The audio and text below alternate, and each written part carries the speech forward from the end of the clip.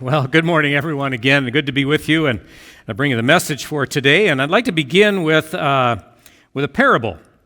And the parable is about a young man who was applying for a job. As a part of an application process, he had to take an aptitude test. Okay, so he arrived at the appointed time. He was given instruction, and then he was ushered into the testing room. Immediately, though, when the young man got into the testing room, he became sort of enamored by his surroundings. He became, kind of excited about his surroundings and all the utensils at his disposal. And so he straightened the paper on his desk and he sharpened his pencils, and then he kind of shined up his chair there and he washed the windows. In fact, he became so engrossed in his space around him that he never got around to taking the test. And when the time came, when the test was collected and time was up, he had nothing to show for his efforts except a nice clean desk, some finely sharpened pencils, an immaculate chair, and windows. Needless to say, he did not get the job. People in the business world talk about working smart. That is, it's not necessarily how hard you work, but how effectively and efficiently you work. Many executives who spend long hours at the office are not necessarily more dedicated than their peers who leave early. Those who burn the midnight oil oftentimes have just maybe not learned how to use their time as wisely as they should. In fact, a recent brain study by psychologist Richard Togher of the University of California at Irvine confirmed that smart thinkers are not necessarily working harder, even at their thinking. There really does seem to be something to the idea of working smarter and not harder.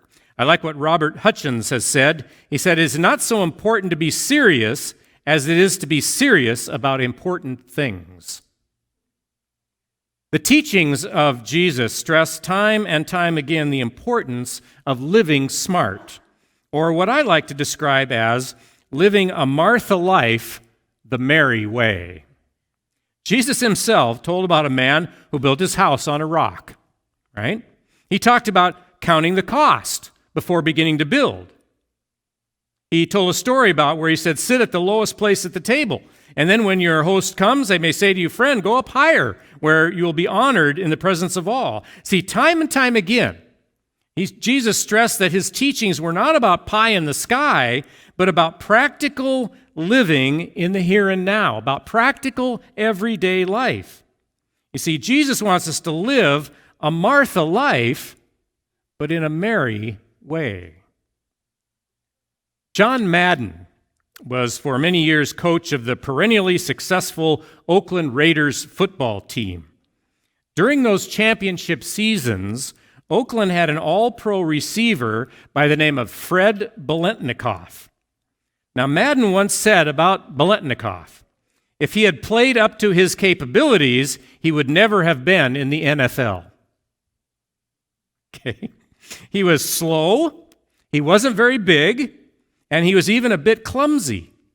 And Madden used to say, I would scream at him from the sidelines, don't fall down, Fred, don't fall down. All he could ever do was catch passes and score touchdowns. You see, Fred Biletnikoff was effective. He knew how the game was played, he understood teamwork, and he had figured out moves that would take him where the defense wasn't. He was a star at his position. Now, Biletnikoff played smart. He may not have been able to do everything that an NFL receiver should do, but he did those things that mattered most. That's also the key to living a Martha life in the Mary way. Make sure you do those things that really matter. When Dwight Eisenhower became president, he tried to arrange his administration so that only urgent and important things would be brought to his attention, and everything else would be delegated to other members of his staff. However, Eisenhower soon discovered that urgency and importance seldom appear together. You and I may feel that we're sometimes tossed and turned in every direction by those things that are urgent, while many important things don't seem to get done. maybe it's time we sort of catch our breath and try living a little smarter. Living a Martha life in the Mary way begins with deciding what is really important in life. And that makes some good sense, I think. There's a story about a man who was preparing his favorite breakfast of hot oatmeal when his daughter came rushing in with his little granddaughter. "The babysitter has been delayed," she explained, "and I have to go to work. Will you keep Katie for a few hours?" And Granddad said, "Sure," and his daughter left. Then Granddad scooped up 2 bowls of oatmeal. "Do you like sugar?" he asked his granddaughter. When Katie nodded, he asked, "Well, how about some butter too?" When his granddaughter nodded again, he said, "How about some milk?" "Sure," the girl said. Then the grandfather placed that steaming bowl of oatmeal in front of Katie. The girl made a face and pushed it away. But when I asked you, you said you liked sugar and butter and milk," grandfather protested. "Yeah," Katie answered, "but you never asked me if I like oatmeal." Granddad forgot to ask the most fundamental question, right? Well, sometimes we forget to do that too. We set our priorities. We never list in our own minds what those things are that matter most. We allow life to sort of buffet us here and there, and we never center in on those things that really matter. There's an old story about a recipe for rabbit pie that begins with the instructions to first catch a rabbit. Well, that's good advice. What are those things that really matter in your life? Are you making certain that you are meeting those priorities? One more football story. When Vince Lombardi took over the Green Bay Packers, they were on the bottom. The year was 1958. They lost 10 out of 12 games. They tied 1 and won 1. When they came to camp in June of 1959, Vince Lombardi said, "Gentlemen, we are going to have a football team. We are going to win some games. Get that? Now, how are we going to do that? You are going to learn to block, run, and tackle," he said. "You are going to outplay all the teams that come up against you." Then he threw in the clincher. "You are to have confidence in me and enthusiasm for my system." And then he ordered, "Hereafter, I want you to think of only 3 things: your home, your religion, and the Green Bay Packers." Now, we may argue with that order a little bit, but it's hard to argue with the spirit of Lombardi's challenge. He had narrowed his priorities to those 3 simple things that he considered important. And we can learn from that. For we too must decide what is really important in our lives.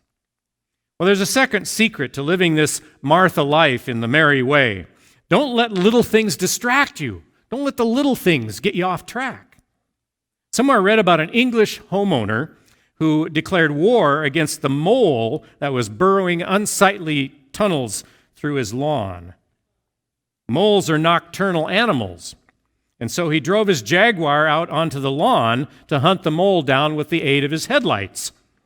The car stalled out on the lawn, and when he got it started again, it lurched into gear and out of control. And onward it rolled, and it crashed into his house. The car's fuel tank burst into flames, quickly burned the house to the ground. He couldn't even phone for help because the telephone cable was burned. He couldn't even call the fire department. That was before cell phones. And when they asked him about it, you know what he said? He said, "I still want to get that mole." Well, we can appreciate his frustration. But here is an example of truly making mountains out of molehills.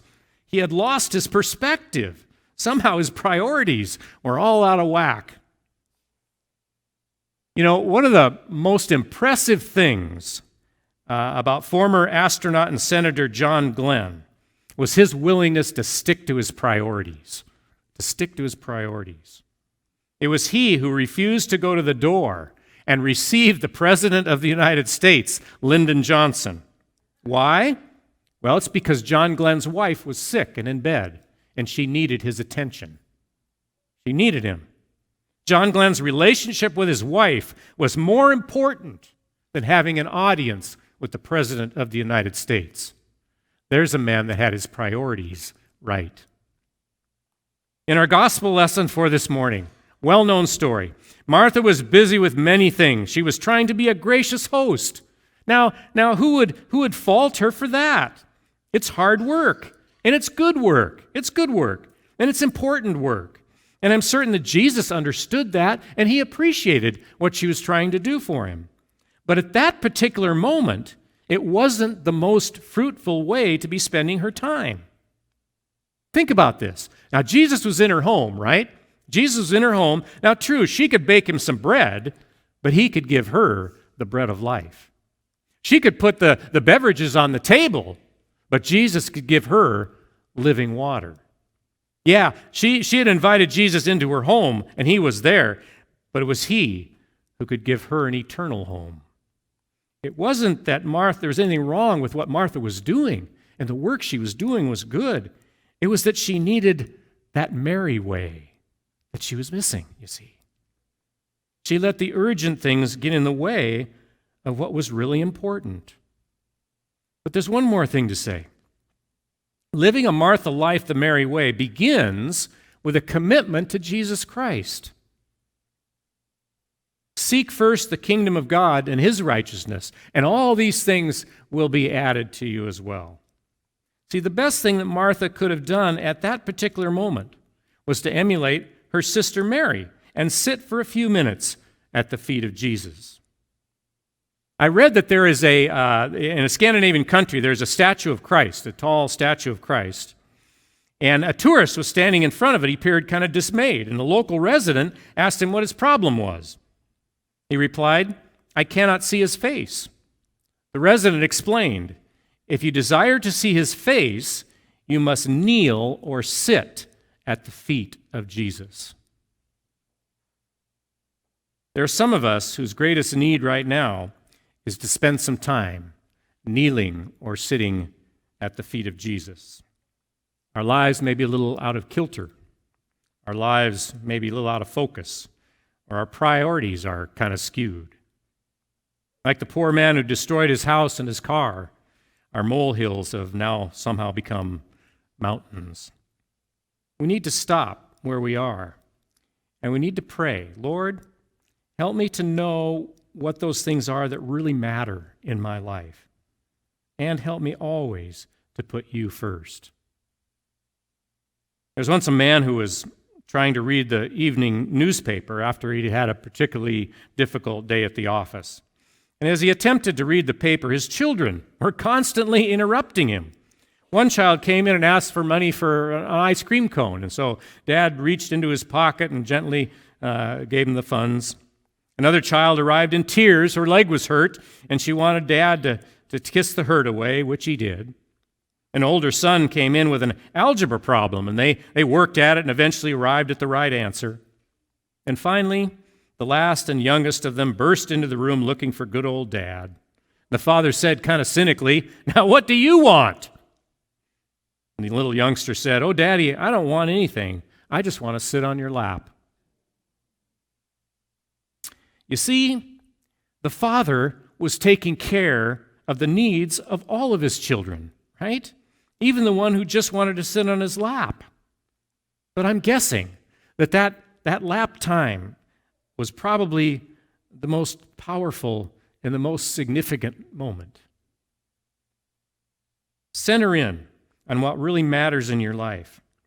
Try as best you can to put away useless distractions and begin with your commitment to Jesus Christ, and the rest of your life will flow from there.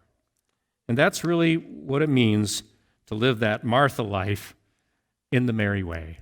Thanks for watching.